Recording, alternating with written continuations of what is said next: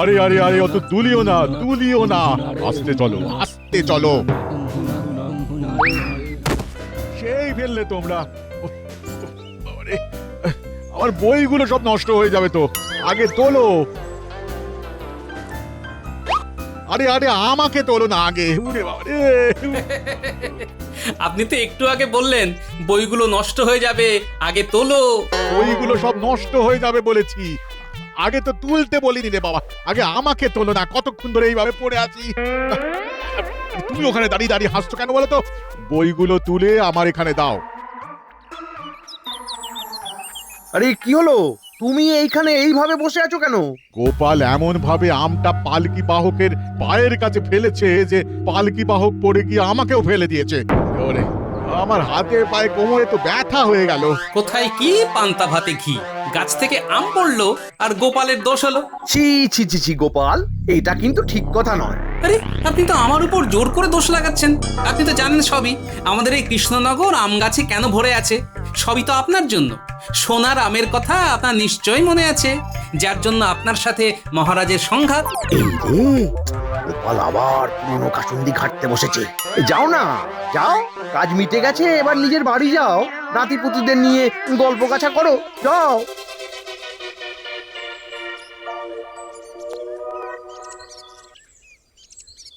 এই এই, তোমরা পালকি তোলো, পালকি তোলো আগে। আমাকে বাড়ি নিয়ে চলো। যত সব।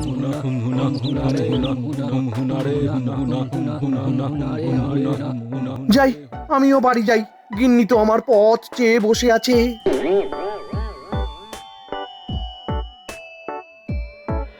আচ্ছা গোপাল দাদু, সোনার আমটা কি গো?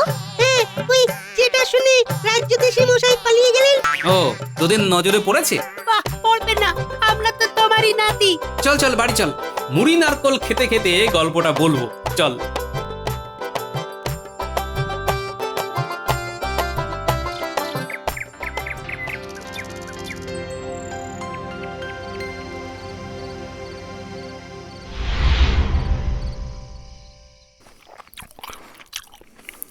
শোন, যখনকার কথা বলছি তখন মহারাজ তার পিসিমাকে নিয়ে খুব সংকটে ছিলেন।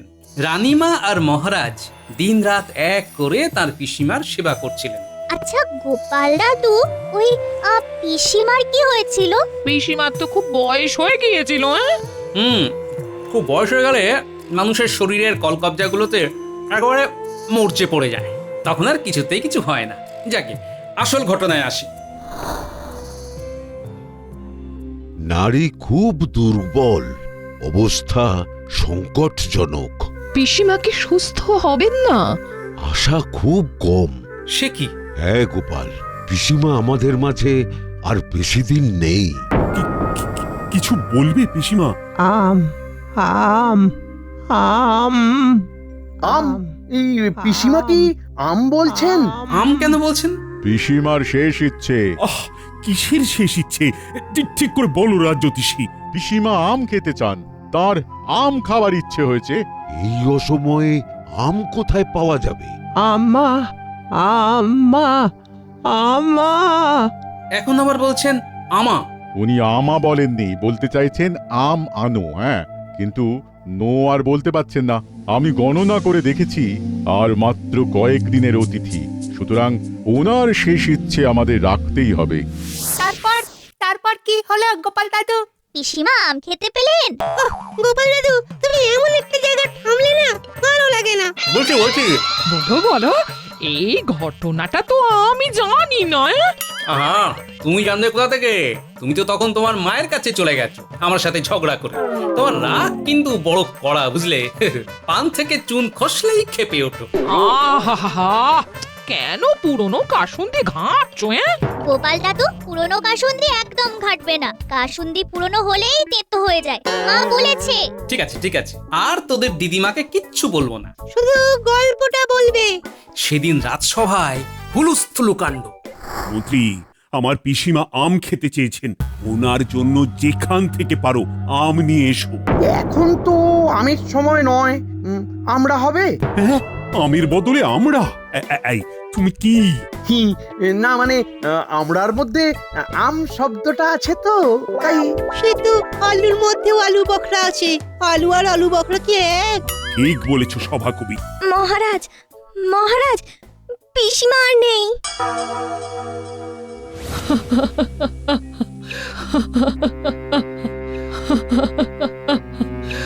মহারাজ মহারাজ পিসিমাকে আর ফেরাতে পারলাম না, উনি আমাদের ছেড়ে চলে গেলেন।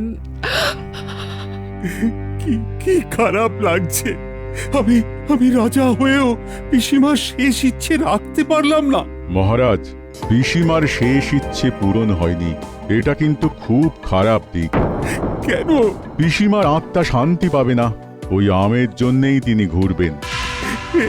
তুমি কি বলছো রাজ্যতীষী? আমি ঠিকই বলছি মহারাজ। আচ্ছা, এখন এসব কথা থাক না, আগে আমাদের সবার প্রিয় পিসিমার সৎকার হোক, তারপর এইসব কথা আলোচনা হোক। গোপাল ঠিকই বলেছে রাজ্যতীষী, এখন এইসব কথা থাক। তুমি তো আবার এই আত্মা ঠাত্তা মানো না, তুমি এসব কি বুঝবে? মন্ত্রীমশাই, আত্মা টাত্মা আমি মানি, কিন্তু ঠিক এই মুহূর্তে পিসিমার সৎকারটা খুব জরুরি। হ্যাঁ মন্ত্রী, এই মুহূর্তে এসব কথা থাক। মহারাজ তো বলে দিলেন, তারপর পিসিমার সৎকার হলো। মহারাজ কাঁদতে কাঁদতে পিসিমার সব কাজ করলেন। পরদিন রাজসভায় আবার এই নিয়ে কথা তোলেন রাজ্যতীষী। খুব খারাপ লাগছে, আমি আর পিসিমার শেষ ইচ্ছেটা পূরণ করতে পারলাম না। মহারাজ, আপনি দুঃখ করবেন না। সত্যি মহারাজ, আপনি কেন দুঃখ করছেন? একটা নিয়ম আছে, যাতে করে পিসিমার আত্মার শান্তি লাভ হয়। কি নিয়ম? পিসিমার শ্রাদ্ধে আপনি উপযুক্ত সৎ ধার্মিক মানুষদের হাতে একটা করে সোনার আম আর 2টো করে সোনার মোহর দান করলেই পিসিমার আত্মা শান্তি লাভ করবে। আরে, সে তো অনেক খরচ। পিসিমার মৃত্যুকে নিয়ে রাজ্যতীষী তো খেলছেন না, প্রতিবাদ করতেই হবে। মহারাজ, আমার এ নিয়ে কথা আছে। গোপাল, কর্মকর্মের মধ্যে তুমি না ঢুকলেই ভালো, তোমার কাজ যা তুমি তাই করবে। হ্যাঁ মহারাজ, রাজ্যতীষী যা বলেছেন তা একেবারে ন্যায়সঙ্গত। আর এখানে গোপাল, তুমি না কথা বললেই ভালো হয়। ঠিক আছে, আমি পিসিমার শেষ ইচ্ছে অনুসারে সোনার আম আর 2টি করে মোহর সৎ ধার্মিক মানুষদের দেব। রাজজ্যোতিষীর পুরো বিষয়টাই গোলমেল, সেটা কিছুতেই মহারাজকে বোঝাতে পারলাম না। বেশি বলতে গিয়ে আমি মহারাজের বিরাগ ভাজন হলাম। বিরাগ ভাজন মানে কি গোপাল দাদু? খারাপ হওয়া। বারবার বলতে গিয়ে মহারাজের কাছে খারাপ হলাম। মহারাজ আমাকে একেবারে বারণ করে দিলেন পিসিমার ব্যাপারে আমি যেন কিচ্ছু না বলি। তারপর আর কি, আমার মনের কথা বলার লোক তো 3জন, বিজ্ঞানী, সভাকবি আর সেনাপতি। আমি তাদের সাথে আলোচনা করি। সেদিন মহারাজের ধমক খেয়ে যখন বাড়ি ফিরছি,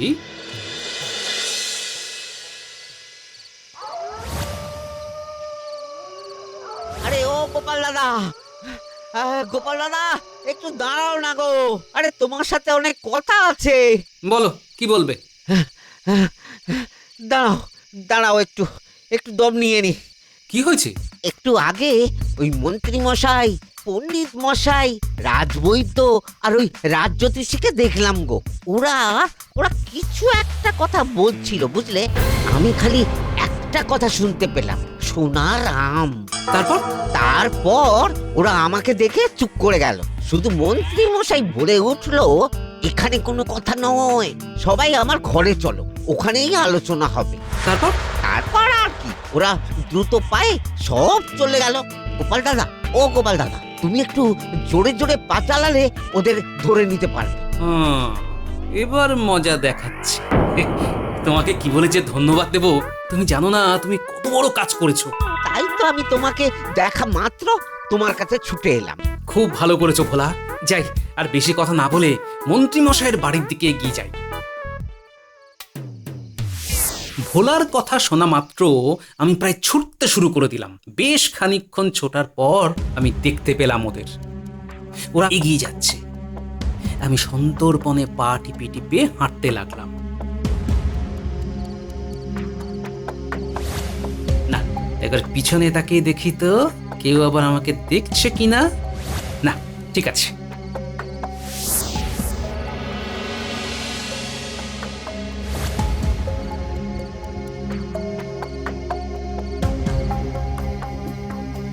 ওই তো ওরা সবাই ঘরের ভেতরে ঢুকে গেল। নাও এবার আমাদের আলোচনা শুরু করো। আমার একটা চিন্তা হচ্ছে মন্ত্রী মশাই, ভোলা কি কিছু শুনে ফেললো? ভোলা শুনে ফেললে ও ঠিক গোপালকে গিয়ে বলবে। না না না না, আমার মনে হয় ভোলা কিছু শোনেনি। তখন তো সবে কথা শুরু করতে যাচ্ছিলাম, ওকে দেখেই তো আমরা আমাদের কথা বন্ধ করে দিলাম। ভোলা শুনলে কিছু যাবে আসবে না, আর ও যদি গোপালকে কিছু বলেও তাতেও আমাদের ভয়ের কিছু নেই, কারণ মহারাজ গোপালকে এই বিষয়ে কথা বলতে নিষেধ করেছে। ও অনেক চেষ্টা করেছিল কিন্তু কিছুই করতে পারল না, বেচারি। ঠিক আছে রাজ্যতীশী, আমি দেখছি কি করে তোমার নাচন কোদন বন্ধ করা যায়। সোনার আম আর দুটো করে স্বর্ণ মুদ্রা, ব্যাপারটা বেশ ভালো। দেখো আমি যেন আবার বাদ না যাই। আপনি কিভাবে বাদ যাবেন? আপনি তো ধার্মিক। আপনি চিন্তা করবেন না, মহারাজ এখন আমার নিয়ন্ত্রণে। আমি যা নিদান দেব মহারাজ তাই অক্ষরে অক্ষরে পালন করবেন। আপনার নিদান এবার আপনার দিকেই ঘুরবে, তৈরি থাকুন। তারপর কি হলো গো? আরে খুব আকর্ষণীয় জায়গায় এসে থামিয়ে দিলে তো। বলো বলো গোপাল দাদু, থেমো না। আমি দুদিনের জন্য কৃষ্ণনগর থেকে চলে গেলাম। এই কোথায় গেলে? চলে গেলাম মিনুর কাছে। মাথায় এলো একটা জব্বর পরিকল্পনা। রাত্রিবেলা খেতে খেতে জামাইয়ের সাথে চুক্তি করলাম। মন্ত্রীমশাই একটা পাজিল, দুষ্টু একটা। আর তুমি কি ভেবেছো বাবা? শোন, আমরা তিনজন মিলে দুদিন পরে কৃষ্ণনগর যাব। তারপর কি বলবেন বাবা? তোমার তো মাসি পিসি কেউ নেই। না বাবা, কেউ নেই। ব্যাস হয়ে গেল, একদিনের জন্য তোমার মাসি জন্মে গেল আবার মরেও গেল। মানে? তুই বাবা, একটু দারুণ ব্যাপার। ও আপনি না কি যে বলি, কোনো উপমাই ঠিকঠাক লাগছে না। তাহলে ওই কথাই রইলো, আমরা সবাই মিলে পরশুদিন মহারাজের সভায় যাব। তোরা দুজন অঝরে কাঁদবি।